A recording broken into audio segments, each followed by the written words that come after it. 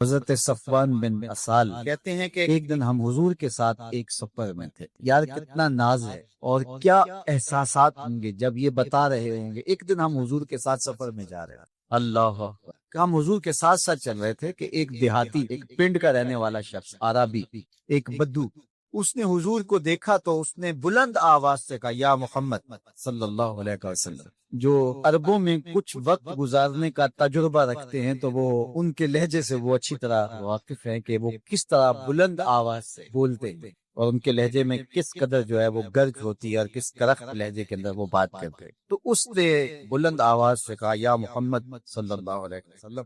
تو جس طرح اس نے کڑک کے کہا تھا حضور نے بھی اس کی طرح ہی اس کو جواب دیا. میں ادھر ہوں، بتا کیا بات ہے. تو جس طرح اس نے کڑک کے کہا اور اس نے دیہاتی لہجے میں کہا تو حضور علیہ السلام نے بھی اسی کے لہجے میں جواب. اللہ اکبر. حضرت صفوان بن اسال کہتے ہیں فقلت له ویحک اغضض من صوتک. میں نے اس عربی سے، دیہاتی سے کہا کہ تیری خرابی ہو، اپنی آواز کو پست رکھ. تجھے پتہ نہیں کس سے کلام کر رہا ہے، کس سے محض گفتگو ہے. تو رسول اللہ کے سامنے کھڑا ہے اور اللہ نے اس طرح بلند آواز سے بولنے سے ان کے حضور منع کیا ہوا. قال العربی، اس دیہاتی نے، ایک شخص کسی قوم سے، کسی شخص سے محبت کرتا ہے لیکن ان سے مل نہیں سکا تو کیا اس کے بارے میں حکم؟ قال نبی صلی اللہ علیہ وآلہ وسلم، تو حضور نے ارشاد فرمایا المرء ما من احب یوم القیامہ. حضور نے فرمایا جو جس سے پیار کرتا ہے قیامت کے دن اسی کے ساتھ ہوگا، وہ پیار اسی کے ساتھ اٹھائے گا. اللہ. صحابہ فرماتے ہیں کہ ایک شخص آیا حضور کی خدمت میں اور اس نے حضور سے کہا متی الساعہ یا رسول اللہ، حضور قیامت کب آئے گی؟ تو آقا کریم نے فرمایا کہ تو نے قیامت کی تیاری کیا کر رکھی؟ تو اس نے کہا میں اللہ اس کے رسول سے محبت کرتا ہوں. تو حضور نے فرمایا کہ جو جس سے محبت کرتا ہے وہ اسی کے ساتھ ساتھ ہوگا. تو صحابہ فرماتے ہیں ایمان لانے کے بعد زندگی میں سب سے زیادہ ہمیں اگر کسی بات کی خوشی ہوئی تھی تو اس بات کی خوشی ہوئی تھی، اس لیے کہ ہم حضور سے محبت کرتے ہیں اور ابو بکر و عمر سے محبت کرتے ہیں تو قیامت کے دن ہم ان کے ساتھ ہی اٹھائے گئے. حضرت سیدنا عمر بن خطاب رضی اللہ تعالیٰ عنہ روایت فرماتے ہیں کہ حضور نے ارشاد فرمایا انما الاعمال بالنیات، اعمال کا دار و مدار نیتوں پہ. اچھی نیت ہوگی تو عمل بھی خوبصورت ہوگا اور اس کا ثواب. نیت اچھی نہیں ہے تو وہی عمل بیکار.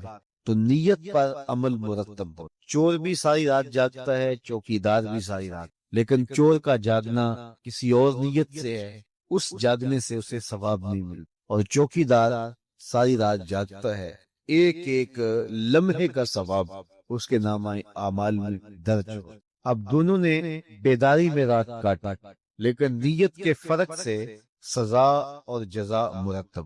تو جو ہم عمل کرتے ہیں اس کی نیت سے اس کا ثواب ہمیں ملتا ہے. آپ میرے لیے کوئی کام کریں اور آپ کی نیت کچھ بھی ہو، میں تو آپ کے عمل کو دیکھوں گا تو اس کا جو بھی صلہ یا حق بنتا ہے آپ کو دوں گا. لیکن جو اللہ کے لیے کام کیے جاتے ہیں اللہ تو نیتوں کو دیکھتا ہے. تو اگر نیت اچھی نہیں ہے، لوگوں کی نظر میں ہم اچھے بھی ہوں لیکن اللہ تو خوب جانتا ہے کہ یہ عمل کس لیے کیا گیا ہے. کل قیامت کے دن ایک قاری کو، ایک سخی کو اور ایک شہید کو بارگاہ عزت میں پیش کیا جائے گا اور پھر انہیں کہا جائے گا کہ انہیں جہنم میں لے جاؤ. تو وہ قاری قرآن کہے گا مالک ساری زندگی میں نے قرآن کی نوکری کی تو کیا مجھے جہنم کا حکم دیا گیا ہے؟ تو فرمایا جائے گا کہ تو نے اس لیے خدمت کی کہ لوگ تجھے تحسین کرے، واہ واہ کرے اور اس سے تو نذرانے بٹورے، سو وہ تو نے جو چاہا وہ تجھے مل گیا.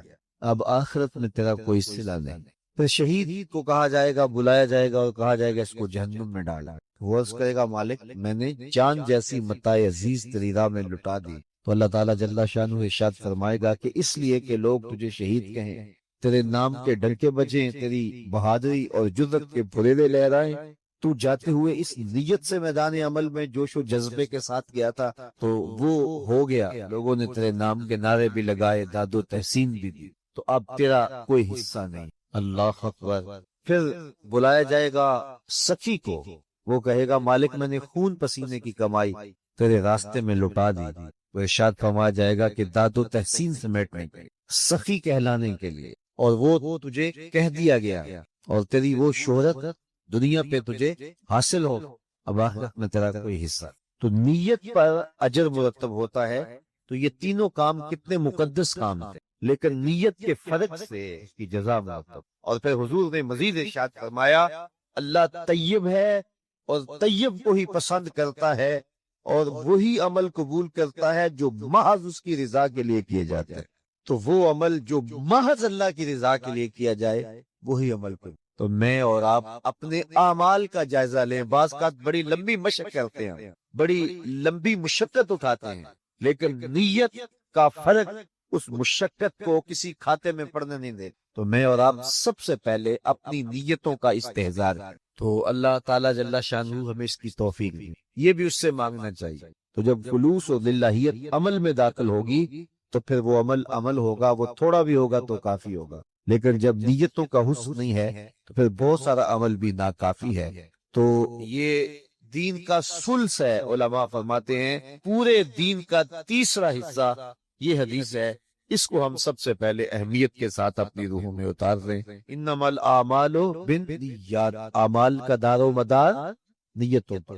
ہماری نیتیں درست ہونی چاہیے، نیتیں ہماری ٹھیک ہونی۔ ایک نوجوان لڑکا ہے جس کا نام ابو کرسافہ ہے، بکریاں چراتا ہے اور اپنی خالہ کے ہاں قیام پسند۔ ایک نے اس نے حضور کو دیکھ اور خوش قسمتی کے حضور نے بھی اسے دیکھ لی۔ تیری پہلی نظر کا وار توبہ کا، دل اب تک دعائیں دیتے۔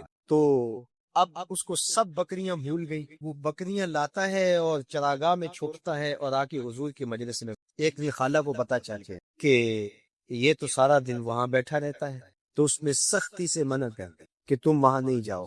اب ایک دن تو کاٹا، 2 دن کاٹے، لے کر برداشت نہیں، آ کے اپنی ماں کو اور خالہ کو بٹھا کے ابو کرسافہ کہنے لگے، نوجوان لڑکا کہ میں تمہاری بات مان لے نہیں جاؤں گا، لیکن ایک بات تو میری بات۔ انہوں نے کہا کیا؟ کہا ایک بات تم میرے ساتھ چلو، تو اس کے بعد اگر تم نے روکا تو رک جاؤں گا، ایک بار تم نے میرے ساتھ۔ انہوں نے کہا ٹھیک ہے ہم چلے جائیں۔ حامی بھر لی، خیال تھا کہ ٹھیک ہے اس کے کہنے پہ وہ آتی ہے، اور اس کے بعد جو ہے وہ اس کو پھر زور بھی دینا پڑے گا، اس کی شرط پوری ہو جائے گی۔ اب ابو کرسافہ اپنی ماں کو، اپنی خالہ کو لے کر حضور کی دہلیز میں پہنچا۔ کچھ دیر بیٹھے اور واپس چلے تو اسے بے چینی تھی کہ اب یہ کیا ہوا، کیونکہ اس کا مستقبل بھی اس میں ہی لگا ہوا تھا۔ اب اس کے دل کی دھڑکنیں تھم رہی کہ پتہ نہیں میری ماں کیا ہوتی ہے، میری خالہ کیا ہوتی ہے۔ تو ابو کرسافہ کی خالہ نے بول کے کہا ما رأینا مثل ھذا الرجل، زندگی میں ایسا سونا بندہ دیکھا ہی نہیں۔ لکھاں لوگ آئے زمانے تے محبوب خدا جیا کوئی نہیں، لکھاں لوگ آئے زمانے تے محبوب خدا جیا کوئی نہیں، لکھاں سونے بن بن بیندے نے او دی خاکے پا جیا کوئی، او دی خاکے پا جیا۔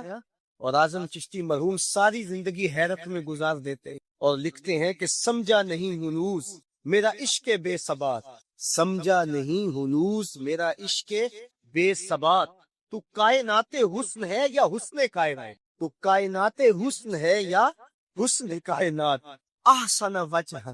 ابو کرسافہ کتنا سونا چہرہ تھا، کتنا سونا چہرہ تھا۔ ولا ان کا صوبن، اور جتنے سونے کپڑے تھے اتنے سونے کپڑے بھی کسی کو پہنے ہوئے نہیں دے۔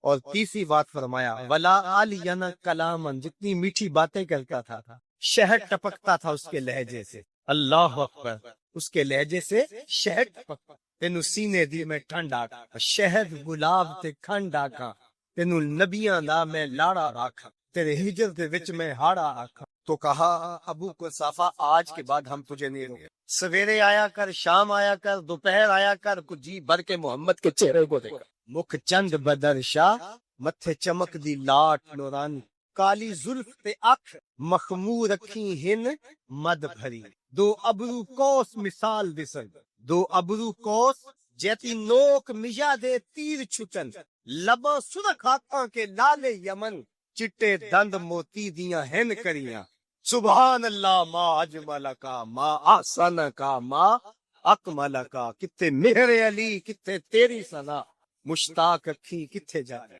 اللہ اکبر۔ ابو کرسافہ کی خالہ پہلے تو کہتی تھی جاتا کیوں ہے، اب اس کی اپنی کہانی، سودا لینے کے لیے بازار گئے، ہاتھ اس کے بکے جس کے خریدار گئے۔ اللہ اکبر۔ کہا کہ اتنا سونا کلام کرنے والا بھی میں نے آج تک نہیں پھر کہا ابو کرسافہ کیا کہوں، لگتا تھا اس کے چہرے میں سورج گھوم رہا ہے، ایسا حسین تھا، ایسا سونا۔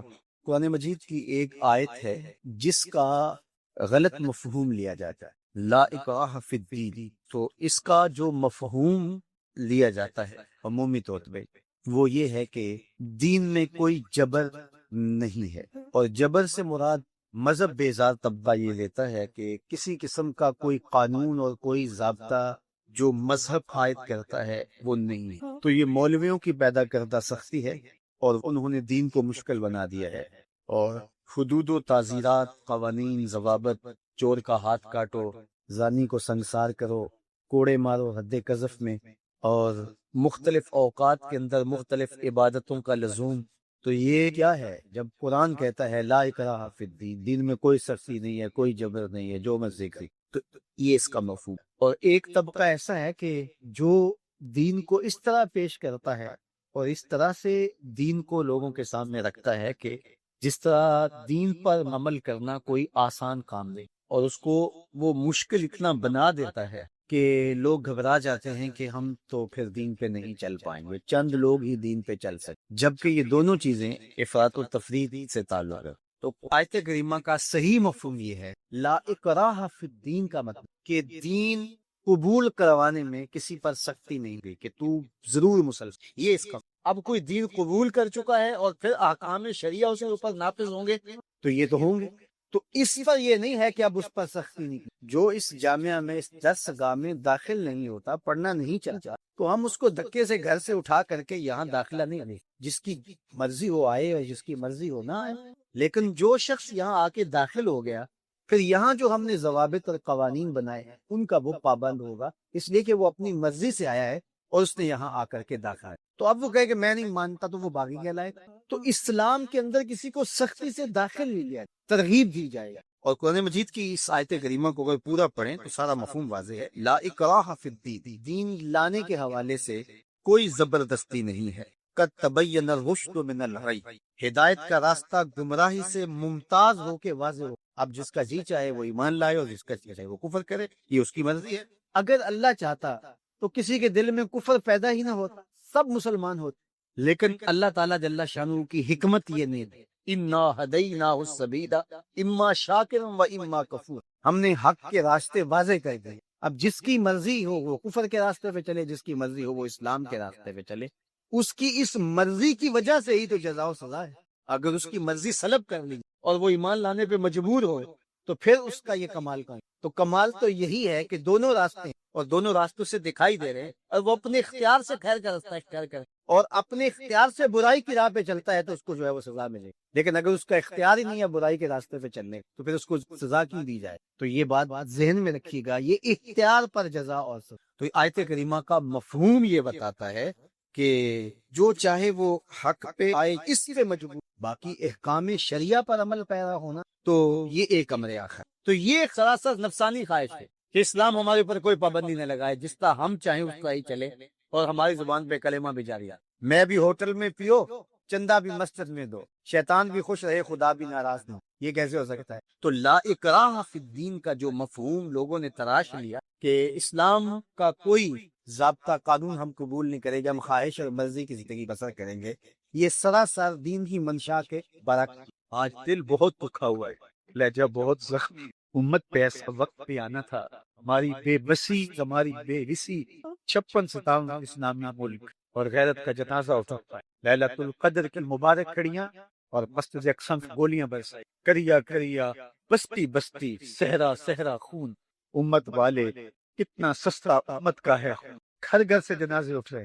ہم نے تو جب سے ہوش سنبھالی ہم نے کشمیری ماؤں کے بیان سنے، ان یتیموں کی آہیں اور فریادیں، بیواؤں کی سسکیاں، روتے پلے پلے بچوں کی صدائیں ہم بچپن۔ فلسطین کا مسئلہ حل نہیں ہو رہا، مشرقی تیمور کو چند لمحے بھی دے گئے، باقی مسائل ایسے ایسے ہتھیوں میں حل ہو جاتے ہیں، اقوام متحدہ سترس کے سر پہ بیٹھ گئے۔ ہم کتنے لاوارث ہیں۔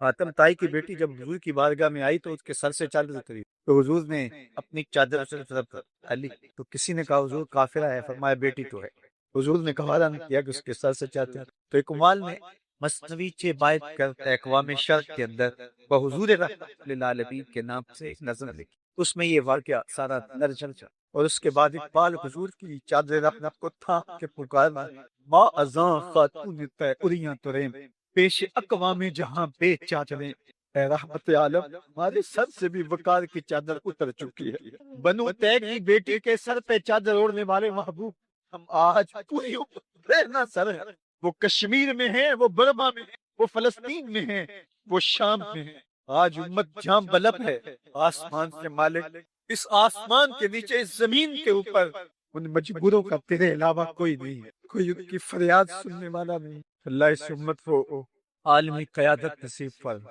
اللہ اس امت کو باغپن عظمت رفتہ رفت پاری نہ دے۔ اور میرا دل دعا دیری پہنچا رہا ہے رجب طیب ارتگان کو، عصر نو رات ہے دھندلا سا ستارہ تو، عصر نو رات ہے دھندلا سا ستارہ تو ہے، کشتی امت کا زمانے میں سلسلہ تو۔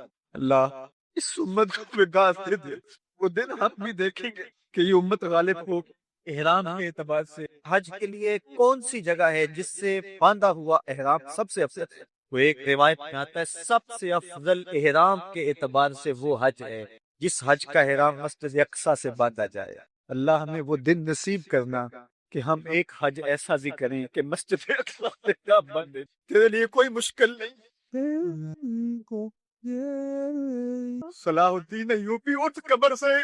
قیامت بہرحال قائم ہوگی، اور اللہ تعالیٰ قرآن مجید میں ارشاد فرماتا ہے اذا زلزلت الارض زلزالها واخرجت الارض اثقالها وقال الانسان ما لها يومئذ تحدث اخبارها، جب زمین تھر تھر کانپنے لگے گی تو پھر حال یہ ہوگا کہ انسان پکار اٹھے گا کہ اس کو کیا ہو گیا، اور اس دن زمین ہر خبر بتا دے گی۔ آج زمین کے جس جس گوشے اور ٹکڑے پہ بندہ دادے عیش دیتا رہا ہے، گناہ کرتا رہا ہے، دروازے بند کر کے لوگوں کی نگاہوں سے چھپتا رہا ہے، لیکن قیامت کے دن زمین سلطانی گواہ بن جائے گی، اور جو کہا ہر شے سامنے آ جائے گی۔ اسی طرح جو نیکی جہاں بھی کی ہے وہ بھی قیامت کے دن سامنے آ جائے گی۔ قیامت قائم ہونے سے قبل کچھ نشانیاں ظاہر ہوں گی جو حضور علیہ السلام نے بیان فرمائی۔ قیامت کب قائم ہوگی اس کے وقت کا تعین نہیں فرمائے، بلکہ جب بھی آئے گی اچانک آئے گی، لیکن اتنا بتایا کہ دن جمعۃ المبارک کا ہوگا اور عاشورے کا دن ہوگا، 10 محرم الحرام کی تاریخ ہوگی، اور شام کے میدان میں میدان محشر لگے گا۔ اسرائیل علیہ السلام سور پھونکیں گے اور اس کی آواز سے پہلے تو خوف پیدا ہوگا، پھر خوف بڑھتا جائے گا اور آواز بھی تیز ہوتی جائے گی۔ اس کی تیزی اور ہولناکی ایسی ہوگی کہ کانوں کے پردے پھٹنے لگیں گے۔ پھر اس کے بعد جو ہے وہ ہر شے اڑنے لگے گی۔ اللہ تعالیٰ جل شانہ نے سورہ الواقعہ کے اندر پہاڑوں کی حالت کو بیان کیا ہے۔ جب سور پھونکا جائے گا، قیامت واقعہ ہوگی، تو فرمایا کہ پھر تم اس طرح ہو جاؤ گے جس طرح کے روزن سے آنے والی روشنی میں اور دھوپ میں جو باریک باریک ذرے ہوتے ہیں۔ کبھی آپ نے دیکھا ہو اندھیرے کمرے میں کسی جانب سے تھوڑا سا سوراخ اور اندر دھوپ آ رہی ہو، تو آپ ایک گوشے اور زاویے میں کھڑے ہو کے دیکھیں تو اس میں چھوٹے چھوٹے اڑتے ہوئے ذرات دکھائی دیتے ہیں۔ ان کو اگر آپ ہاتھ میں پکڑے مٹھی کھولے تو کچھ نہیں ہوں گے، ہوتے تو ہیں لیکن باریک اتنے ہیں کہ وہ نظر نہیں آتے، تو ان کو عربی میں ہوا کہتے ہیں۔ اللہ تعالیٰ ارشاد فرماتا ہے یہ بڑے بڑے پہاڑ، یہ کیٹو، یہ ماؤنٹ ایورسٹ، یہ جو ہے وہ بڑے بڑے عالی نصب پہاڑ اس طرح ریزے ریزے اور ٹکڑے ٹکڑے ہو جائیں گے جس طرح روزن کی روشنی کے اندر چھوٹے چھوٹے باریک اور مہین ذرے ہوتے ہیں، جن کو تم تھامو پکڑو تو تمہارے ہاتھ میں تمہیں دکھائی نہیں دیتے، صرف دھوپ میں دیکھتے ہو۔ تو اس طرح یہ پہاڑ اتنے باریک حصوں میں بٹ جائیں گے، وہ اتنا زوردار جھٹکا ہوگا، اور انسانوں کو وہ جھٹکا زمین سے کھینچ کے باہر لے آئے گا۔ جتنے بھی قبروں میں گڑے ہوئے مردے ہوں گے، جب وہ جھٹکا آئے گا جس کو اللہ تعالیٰ نے ارشاد فرمایا اذا زلزلت الارض زلزالها واخرجت الارض اثقالها، زمین سارے بوجھ اگل دے گی، حتیٰ کہ درخت جڑوں سمیت باہر آ جائیں گے، پہاڑ اپنی تمام تر قوتوں سمیت جڑوں سمیت باہر آ جائیں گے، اور جتنے بھی زمین کے اندر دفینے اور خزانے ہیں سب باہر آ جائیں گے، قبروں میں گڑے ہوئے مردے بھی باہر آ جائیں گے، پھر اس کے بعد ٹوٹ پھوٹ کا شکار ہوں گے، پوری کائنات موت کی آغوش میں چلی جائے گی۔ یہ قیامت کا دن بہرحال قائم ہوگا۔ کافر کہتے تھے کہ جس قیامت سے ہمیں ڈراتے ہو وہ لاؤ کہاں ہے، تو ان کے مطالبے پہ فوراً قیامت قائم تو نہیں کی جا سکتی تھی۔ اللہ تعالیٰ جل شانہ نے فرمایا محبوب ان کو کہو تم بھی انتظار کرو، میں بھی انتظار کرتا ہوں، اور جس دن کا وعدہ دیا ہے وہ تم دیکھ لو گے۔ اور سورہ الواقعہ میں ارشاد فرمایا اذا وقعت الواقعہ لیس لوقعتها کاذبہ، جس دن وہ قائم ہوگی تو پھر کوئی انکار نہیں کرے گا۔ آج موت کا انکار کوئی نہیں کرتا، کسی دھرم میں، کسی مذہب میں، کسی عقیدے میں، کسی فرقے میں، کسی گروہ میں، کسی طبقہ زندگی میں آپ موت کا انکار نہیں پاتے۔ موت ہے ہنگامہ آرا کلزم خاموش میں، ڈوب جاتے ہیں سفینے موج کی آغوش میں۔ لیکن آج موت کا انکار نہیں ہوتا، قیامت کا انکار کرنے والے لوگ بہت سارے ہیں جو کہتے ہیں یہ دنیا سب کچھ ہے۔ آج کل تو بہت سارے مسلمانوں کا انداز بھی یہ ہو گیا ہوا ہے کہ وہ قولن تو نہیں لیکن جو عملی زندگی ہے وہ اسی بات کی گواہی دے رہی ہے جس طرح سب کچھ یہی دنیا ہو اور آخرت کوئی نہیں ہے۔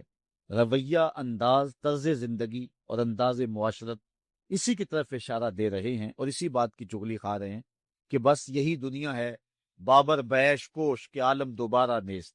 بابر نے کہا تھا کہ جو ہے وہ عیش کر لے، زندگی سے لطف اٹھا لے، دوبارہ زندگی نہیں ہے۔ اور آج یہ بات بھی کہی جاتی ہے یہ جہاں مٹھا اگلا کس نے ڈٹھا، اور یہ سارے قیامت کے انکار کی صورتیں ہیں۔ لیکن آج اگر کوئی مانتا یا نہیں مانتا، لیکن ایک وقت آئے گا پھر کوئی بھی انکار نہیں کر سکے گا۔ آج جو قیامت کے قیام پذیر ہونے کی تدہیق کرتا ہے اور دلائل دیتا ہے کہ یہ دن قائم نہیں ہوگا، قیامت کے دن وہ بھی انکار نہیں کر سکے گا، اس لیے کہ آنکھوں کے سامنے سب کچھ ہو جائے گا، جس طرح آج موت کا انکار نہیں ہوتا۔ تو ارشاد فرمایا جب وہ واقعہ پذیر ہو جائے گی پھر کوئی بھی اس کو جھٹلانے والا نہیں ہوگا۔ لیکن قیامت سے قبل کچھ واقعات ہوں گے جس سے لوگوں کو آگاہ کیا جائے گا کہ وہ قیامت کے آنے سے قبل اپنے اعمال سے توبہ کر لیں۔ آج تو توبہ کا دروازہ کھلا ہے، لیکن قرب قیامت میں سورج مغرب سے دوبارہ طلوع ہو جائے، جو ہی غروب ہوگا، غروب ہونے کے بعد دوبارہ طلوع ہو کے عصر کے وقت پہ آ جائے گا اور پھر اس کے بعد دوبارہ غروب ہو جائے گا۔ تو یہ قیامت سے 40 سال پہلے ہوگا، اس کے بعد توبہ کا دروازہ بند کر دیا جائے گا۔ اگر کوئی توبہ کرے گا بھی تو قبول نہیں ہو۔ آج ہمیں موقع دیا گیا ہے کہ مرنے سے 1 سال پہلے بھی توبہ کر لیں، 1 مہینہ پہلے بھی توبہ کر لیں، موت سے 1 دن پہلے بھی توبہ کر لیں، 1 گھنٹہ پہلے بھی توبہ کر لیں، 1 لمحہ پہلے بھی توبہ کر لیں۔ اللہ تعالیٰ یہ نہیں دیکھتا کہ اس کی ساری زندگی گناہوں میں گزری ہے، وہ دیکھتا ہے میرا بندہ آخر میری چوکھٹ پہ آ گیا، وہ پچھلے سارے گناہ معاف فرما دے۔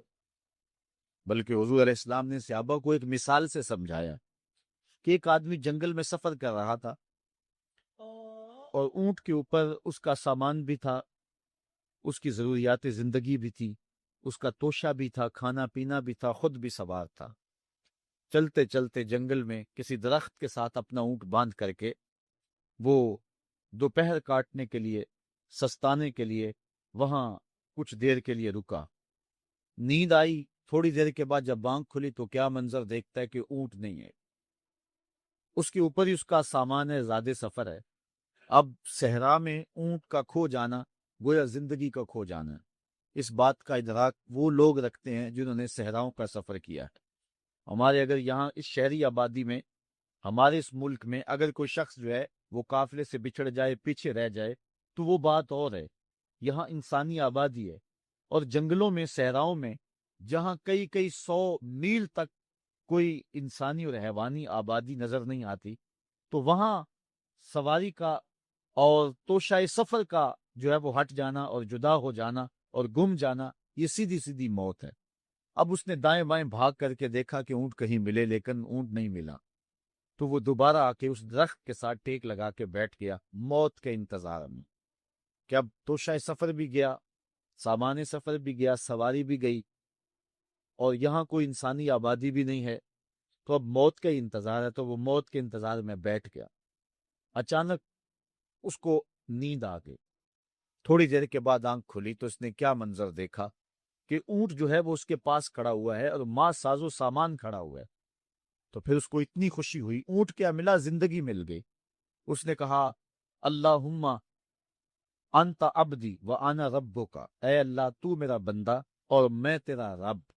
کہنا اس نے یہ تھا اے اللہ میں تیرا بندہ اور تو میرا رب، لیکن فرحت و مسرت سے، وفور خوشی سے اس کی زبان بل کھا گئی اور اسے خوشی میں ہوش ہی نہ رہا کہ میں کیا کہہ رہا ہوں. وہ کیا کسی نے کہا تھا کہ جب بھی تیری قربت کے امکان نظر آئے ہم اتنے خوش ہوئے کہ پریشان نظر آئے. یا وہ کسی نے کہا تھا کسی کے آنے سے ایسے ہوش اڑے ساکی کے، شراب سیخ پہ ڈالی اور بوتل میں کباب. تو کبھی ایسا بھی ہو جاتا ہے کہ انسان وفور مسرت کے اندر جو کہنا ہوتا ہے اس کے برعکس کوئی بات کہہ دیتا ہے. یہ اس کی خوشی کی انتہا کی کیفیت ہے. تو اس نے کہا اللہم انت عبدی وانا ربک، اے اللہ تو میرا بندہ اور جو ہے وہ میں تیرا رب. یہ جوش مسرت سے یہ بات اس کے منہ سے نکلی. حضور نے صحابہ کو فرمایا صحابہ بتاؤ اس بندے کو کتنی کو خوشی ہوئی ہے. صحابہ نے عرض کی حضور بہت زیادہ خوشی ہوئی ہے. تو حضور علیہ السلام نے فرمایا جب کوئی بندہ توبہ کر کے مالک کی دہلیز پہ پلٹ آتا ہے اللہ تعالیٰ اس سے بھی زیادہ خوش ہوتا کہ یہ میرا بندہ میری دہلیز پہ آ گیا ہے، یہ توبہ کے دروازے پہ آ گیا ہے. تو اس لیے قیامت سے قبل توبہ کا دروازہ کھلا ہوا ہے، لیکن 40 سال قبل توبہ کا دروازہ بند ہوگا، سورج مغرب سے طلوع ہوگا. پھر کوئی توبہ کرنا چاہے گا بھی، بلکہ ہر کوئی توبہ کرنا چاہے گا، لیکن پھر توبہ جو ہے وہ قبول نہیں ہوگی. اس طرح اور بہت سارے واقعات قیامت سے قبل جو ہیں وہ ظاہر ہوں گے، جن کی نشاندہی حضور نبی رحمت صلی اللہ علیہ وسلم نے فرمائی ہے. حضرت حذیفہ بن اسید انصاری رضی اللہ تعالی عنہ فرماتے ہیں کہ حضور تشریف لائے اور ہم کسی امر میں بات کر رہے تھے. تو حضور علیہ السلام نے ارشاد فرمایا کہ تم کس چیز کا تذکرہ کر رہے ہو؟ تو ہم نے عرض کی حضور ہم قیامت کے بارے میں ذکر کر رہے ہیں. تو حضور علیہ السلام نے ارشاد فرمایا کہ قیامت اتنی دیر تک قائم نہیں ہوگی جب تک یہ نشانیاں پوری نہ ہو جائیں. ان میں سے ایک حضور نے دھوئیں کا ذکر فرمایا، دوسرا دجال کا تذکرہ کیا، تیسرا دابت الارض یعنی یاجوج اور ماجوج کا تذکرہ کیا کہ وہ نکلیں گے. اس طرح سورج کا مغرب سے نکلنا اس کا ذکر کیا، حضرت عیسیٰ علیہ السلام کے نزول کا ذکر کیا. اسی طرح حضور علیہ السلام نے زمین کا 3 جگہوں سے بیٹھ جانے کا ذکر کیا، ایک مشرق میں، ایک مغرب میں اور ایک جزیرہ عرب میں. زمین دھنس جائے گی نیچے، اس کا ذکر کیا. اور یمن کی جانب سے ایک آگ نکلے گی جو لوگوں کو دھکیل کر کے شام کے میدان میں لے آئے گی، اس کا تذکرہ کیا. فرمایا جب تک یہ نشانیاں پوری نہیں ہو جاتی اتنی دیر تک قیامت قائم نہیں ہوگی. تو یہ قیامت کے آنے سے قبل جو ہیں وہ نشانیاں ہیں جو ظاہر ہوں گی. اس کے علاوہ قیامت آنے سے کچھ اس سے بھی پہلے نشانیوں کا ظہور ہوگا، جس کا ذکر حضور نبی رحمت صلی اللہ علیہ وسلم نے ارشاد فرمایا. حدیث جبریل اس پہ بہت معروف ہے، جس کو حضرت عمر بن خطاب رضی اللہ تعالیٰ عنہ روایت کرتے ہیں. آقا کریم علیہ السلام کی خدمت میں کہتے ہیں ہم حاضر تھے کہ ایک شخص آیا کہ جس کے سیاہ کالے بال تھے اور سفید رنگ کا اس نے لباس پہنا ہوا تھا. اہل مدینہ سے وہ تھا نہیں، اور اس کے چہرے پر، لباس پر، بشرے پر آثار سفر بھی ظاہر نہیں تھے. اگر مقامی ہوتا تو ہم جانتے ہوتے، اور اگر باہر سے آیا ہوتا تو اس کے چہرے پر، لباس پر جو ہے وہ سفر کے آثار ہوتے. اس زمانے میں اس طرح کے سفر تو نہیں تھے آسانی اور سہولت والے، تو جو بھی سفر کر کے دور سے آتا تو اس کا چہرہ بتاتا یہ مسافر ہے. تو کہا مسافر لگتا نہیں تھا اور اہل مدینہ سے تھا نہیں. ہم پریشان تھے کہ یہ کون ہے، لیکن وہ آیا اور حضور علیہ السلام کی خدمت میں اپنے زانو بچھا کر کے بیٹھ گیا. فَأَسْتَدَ رُكْبَتَيْهِ إِلَىٰ رُكْبَتَيْهِ، اپنے دونوں گھٹنے اس نے حضور علیہ السلام کے گھٹنوں سے جوڑے اور حضور کی خدمت میں یوں ادب سے بیٹھ گیا. پھر اس نے حضور علیہ السلام سے اسلام کے بارے میں پوچھا. حضور علیہ السلام نے جواب دیا. پھر اس نے کہا بالکل آپ نے سچ فرمایا ہے. ہم حیران ہوئے، خود ہی سوال کرتا ہے، خود ہی تصدیق کرتا ہے. پھر اس نے حضور سے ایمان کے بارے میں پوچھا. حضور نے کچھ ارشاد فرمایا ایمان یہ ہے. تو اس نے کہا بالکل صدقتا، آپ نے سچ کہا ہے. تو ہم پھر حیران ہوئے کہ خود ہی یہ سوال پوچھ رہا ہے اور خود ہی اس کی تائید کر رہا ہے. پھر اس نے احسان کے بارے میں پوچھا. تو حضور علیہ السلام نے اس کو جواب دیا کہ احسان یہ ہے کہ اللہ کی عبادت اس طرح کرے کہ تو اسے دیکھ رہا ہے، اور اگر یہ کیفیت نہیں ہے تو کم از کم یہ کیفیت پیدا کر لے کہ وہ تجھے دیکھ رہا ہے۔ اس نے کہا آپ نے سچ کہا ہے۔ پھر اس کے بعد اس نے کہا مجھے اب قیامت کے بارے میں بتائیں۔ حضور علیہ الصلوۃ والسلام نے فرمایا جو ہے وہ مسئول سائل سے عالم نہیں ہے۔ تو اس نے کہا اچھا پھر مجھے قیامت کی کچھ نشانیاں بیان فرما دے۔ تو حضور علیہ السلام نے اس شخص کو جو نشانیاں بیان فرمائیں وہ یہ تھی کہ لونڈی اپنی مالکہ کو جنم دے گی، بکریاں چرانے والے، اونٹ چرانے والے، ننگے پاؤں والے اور ننگے بدن والے تم دیکھو گے کہ عمارتیں بنانے میں ایک دوسرے سے آگے بڑھنے کی کوشش کریں گے۔ بہرحال تھوڑی دیر تک وہ حضور کی خدمت میں بیٹھا رہا۔ اس کے بعد جب چلا گیا تو تھوڑی دیر گزری تو حضور نے فرمایا عمر جانتے ہو یہ شخص کون تھا؟ عرض کی اللہ و رسول عالم، اللہ اور اس کا رسول جانتا ہے۔ فرمایا یہ جبریل امین تھا جو تمہیں تمہارا دین سکھانے کے لیے آیا تھا۔ تو حضرت جبریل امین نے آ کر کے حضور سے جو 4 سوالات کیے ان میں سے ایک سوال یہ تھا قیامت کب آئے گی اور قیامت کی نشانیاں کیا ہیں؟ تو حضور نے یہ نشانیاں بیان فرمائیں کہ لونڈی اپنی مالکہ کو جنم دے گی، اور یہ نشانی اب ہمارے سامنے ہے کہ آج اولادیں اپنے جو ہے وہ ماں باپ کی آقا بنی ہوئی ہیں، بیٹی آج ماں کی حکمران بنی ہوئی ہے۔ یہ دور جس کی نشاندہی کی وہ بالکل آج ہمارے سامنے ہے۔ حضرت ابو ہریرہ رضی اللہ تعالیٰ عنہ سے ایک روایت ہے جس کو نبی رحمت صلی اللہ علیہ وآلہ وسلم سے وہ بیان کرتے ہیں، بینما النبی صلی اللہ علیہ وسلم یحدث اذ جاء اعرابی فقال متی الساعہ۔ حضرت ابو ہریرہ فرماتے ہیں کہ ہم حضور کی خدمت میں بیٹھے ہوئے تھے، ایک شخص حاضر ہوا، اس نے حضور سے کہا کہ حضور قیامت کب آئے گی؟ یہ سوال کیا، متی الساعہ، قیامت کب آئے گی؟ آقا کریم علیہ السلام نے اس کو جواب دیا، اذا ضیعت الامانہ فانتظر الساعہ، جب امانت کو ضائع کر دیا گیا تو سمجھ لے قیامت آ گئی۔ جب امانت کو ضائع کر دیا جائے گا تو سمجھ لے قیامت آ گئی ہے۔ قال کیف اضاعتها، عرض کی حضور امانت کو ضائع کرنا کیا مفہوم رکھتا ہے، اس کا مطلب کیا ہے؟ تشریح پوچھی حضور سے، تو حضور علیہ السلام نے جو جواب دیا وہ سماعت کیجئے۔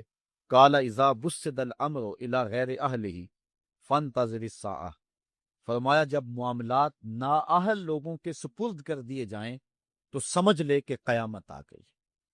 جب مسندوں کے اوپر مسندوں کے حقدار نہیں ہوں گے، جب زاغوں کے تصرف میں عقابوں کا نشیمن آ جائے گا، جب تخت و تاج کے مالک غدار، بے دین اور نااہل لوگ ہوں گے، جب تخت و تاج کی حکمرانی اور مسلح و امامت کے مسند کے اوپر بیٹھنے والے بھی نااہل ہوں گے، تو پھر سمجھ لینا کہ قیامت جو ہے وہ ظاہر ہو رہی ہے، اور قیامت کا پھر انتظار کرنا۔ آج جس زمانے سے ہم گزر رہے ہیں، ہم ذرا نظر اٹھا کر کے دیکھیں تو جس بھی منصب پر ہم کسی شخص کو دیکھتے ہیں الا ماشاء اللہ کثیر تعداد یہی ہے کہ نااہل لوگ جو ہیں وہ عالی مرتبت مناصب کے اوپر بیٹھے ہوئے ہیں، جو کہ ان کے حقوق کو اور ان کے انتظام کو بھی نہیں جانتے، جو اس مسند کے تقاضوں سے بھی آگاہ نہیں ہیں، وہ بھی اس مسند کے اوپر بیٹھے ہوئے ہیں۔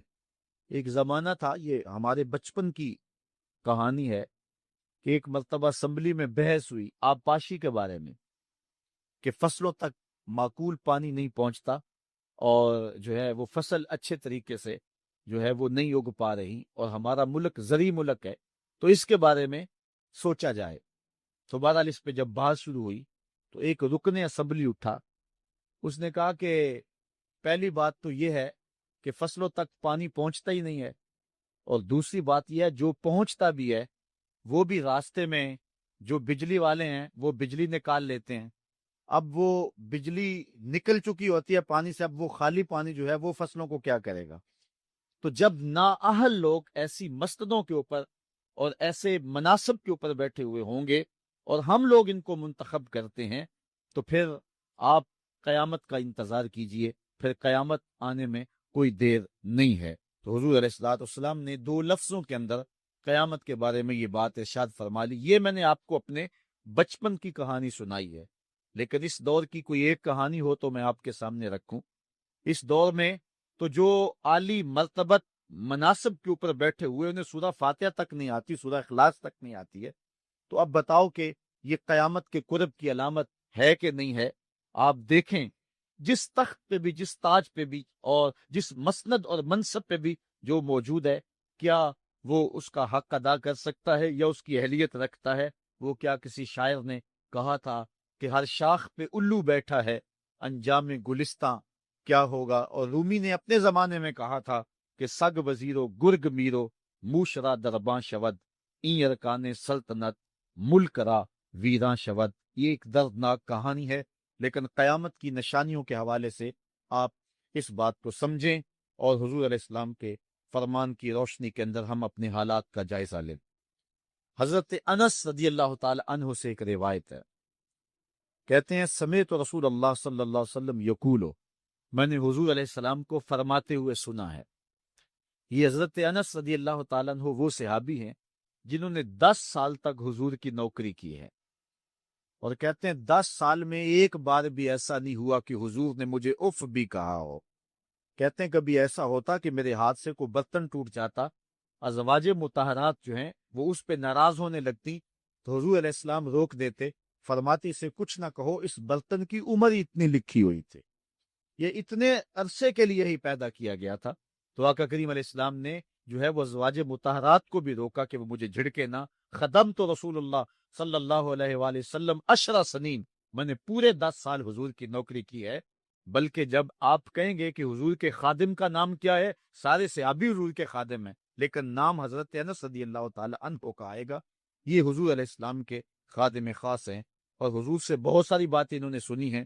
تو ان باتوں میں سے ایک بات کہتے ہیں سمیت رسول اللہ صلی اللہ علیہ وسلم یقولو، میں نے رسول کریم صلی اللہ علیہ وسلم کو کہتے ہوئے سنا، ان من اشراط الساعۃ ان یرفع العلم، قیامت کی نشانیوں میں سے ایک نشانی یہ ہے کہ علم اٹھا لیا جائے گا، جہالت پھیل جائے گی، علم اٹھا لیا جائے گا.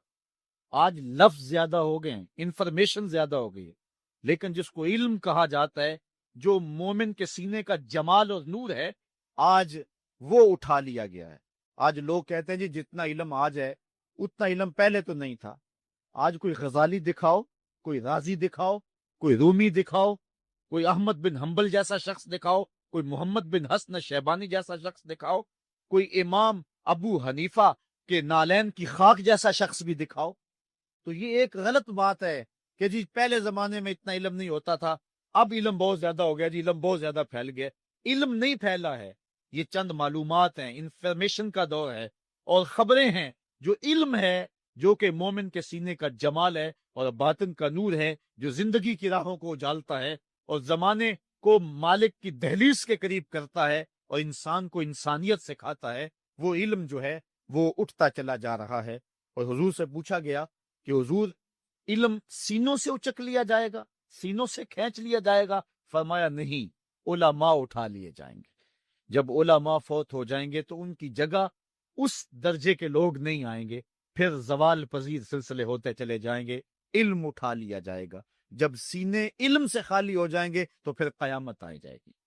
اس لیے حضور علیہ السلام کا فرمان ہے، کائنات کی ہر شے علماء کی زندگی کی دعائیں مانگتی ہے، حتی الحیتان فی البحر، یہاں تک کہ سمندروں اور دریاؤں کے اندر مچھلیاں بھی علماء کی زندگی کی دعائیں مانگتی ہیں.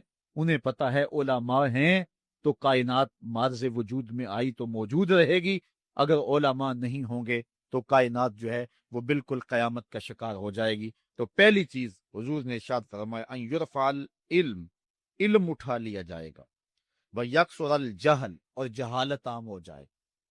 علم کی جگہ جو ہے وہ جہالت عام ہو جائے گی. آج علماء نہیں رہے ہیں، آج ہم جو ہے وہ انحصار کرنے لگے ہیں چند ٹیلی ویژن چینلوں پہ، اور اس کا نتیجہ کیا ہے کہ مختلف چینلز کے اوپر بیٹھے بہت سارے لوگ گمراہی پھیلا رہے ہیں. یہ ایک الگ داستان ہے، ایک الگ کہانی ہے کہ کس طرح سے علم کا گلا گھونٹا جا رہا ہے اور کس طرح جو ہے وہ لوگوں کو گمراہ کیا جا رہا ہے. یہ جہالت کی کثرت ہے.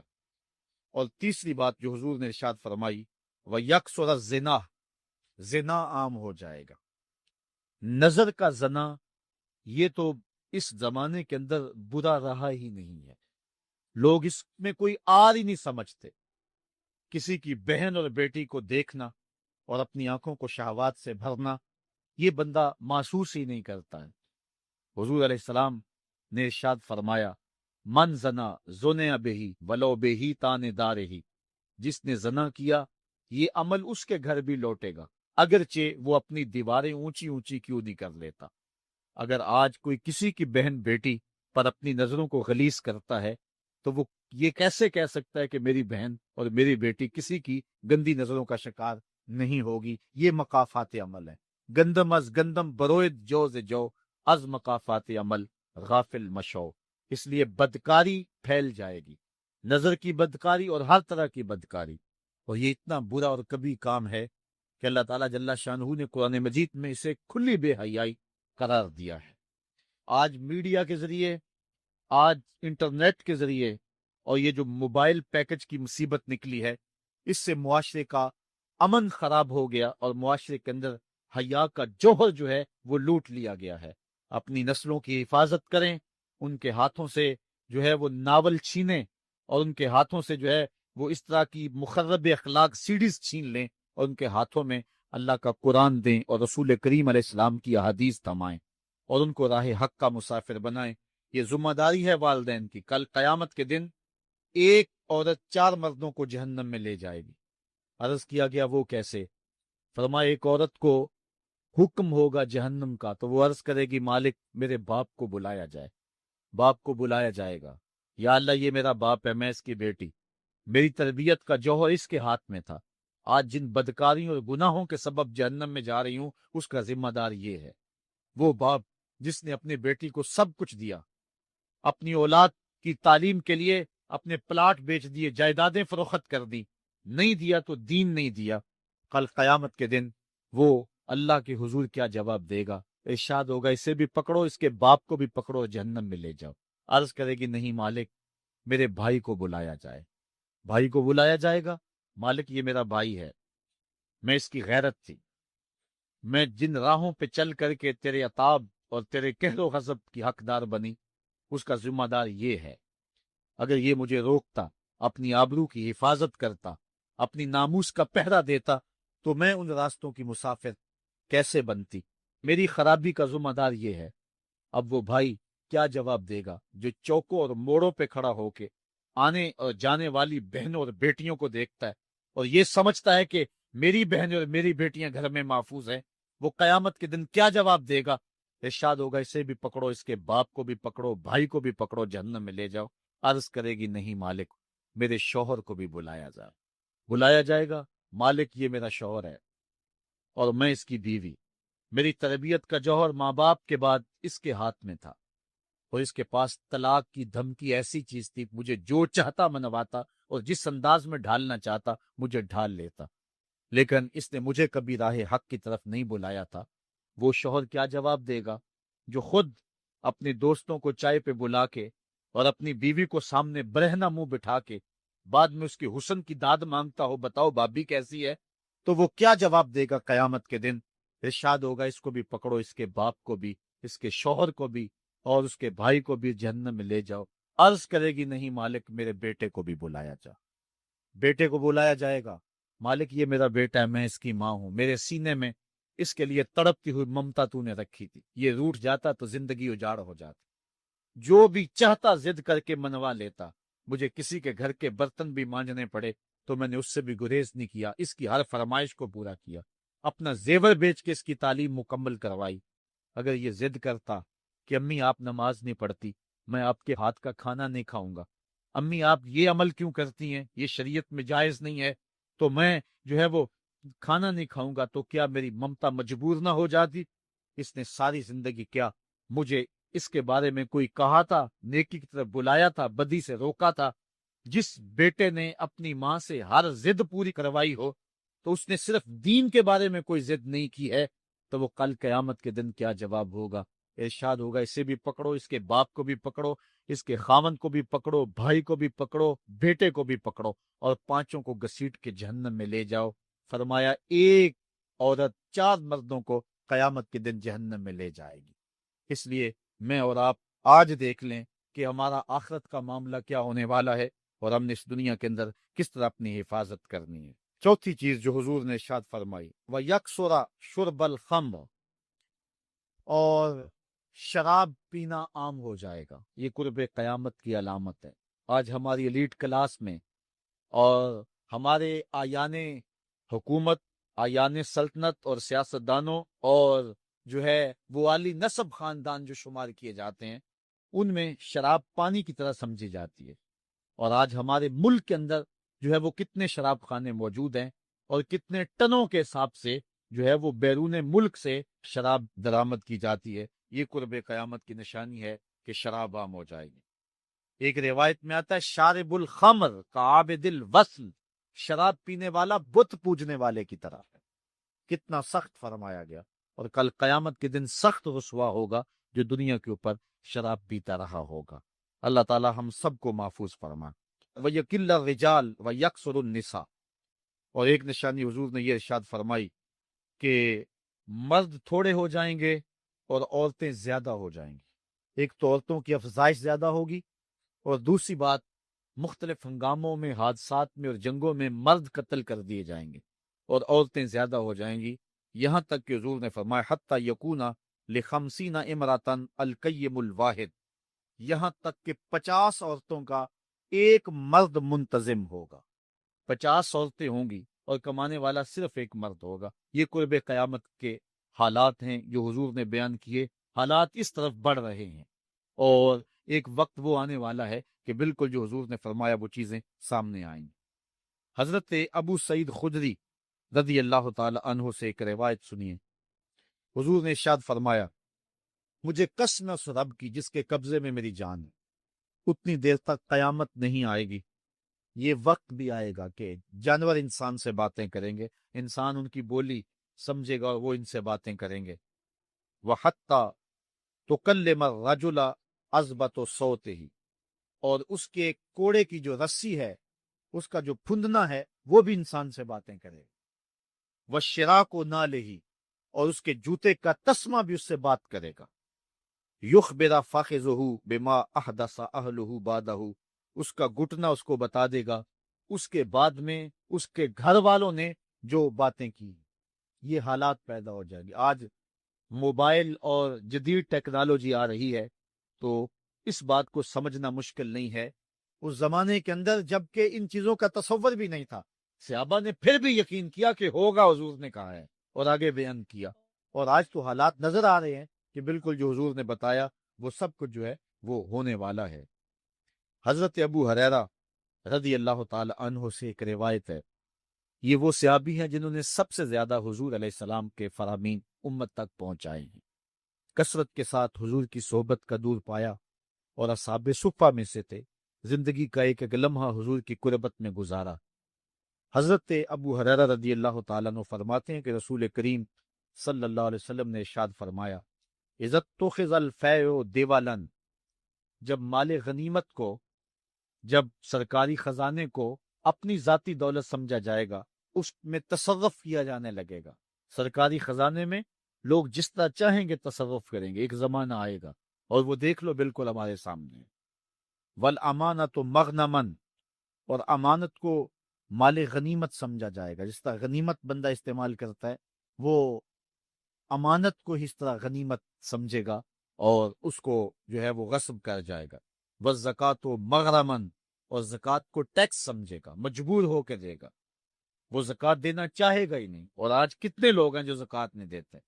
اگر لوگ صحیح طور پہ زکوٰۃ ادا کر دیں اور زکوٰۃ کے جو حقدار ہیں ان تک پہنچے تو پاکستان میں صرف 1-2 سالوں کے اندر غربت ختم ہو جائے۔ اتنی دولتیں ہیں لوگوں کے پاس، اتنی جائیدادیں ہیں لوگوں کے پاس۔ ایک تو سارے لوگ زکوٰۃ ادا نہیں کرتے، دوسرا یہ ہے حقداروں تک نہیں پہنچتی۔ پیشہ ور مانگنے والے اور اس موسم کے اندر جو ہے وہ اپنے آپ کو غریب ظاہر کر کے اور مختلف اپنی مجبوریاں ظاہر کر کے مال ہتھیانے والے بہت سارے ہیں، اور زکوٰۃ دینے والا کہتا ہے میں جلدی جلدی فارغ ہو جاؤں۔ جتنی محنت مال کو کمانے میں صرف کی ہے، اتنی ہی محنت حقداروں کو تلاش کرنے کے لیے بھی کرے تاکہ اس کی زکوٰۃ اصل مصارف تک پہنچے۔ تو قرب قیامت میں یہ ہوگا کہ زکوٰۃ کو ٹیکس جانا جائے گا، وَتُعُلِّمَ لِغَيْرِ الدِّينِ، اور علم دین کے لیے حاصل نہیں کیا جائے، دین کے علاوہ کے لیے حاصل کیا جائے۔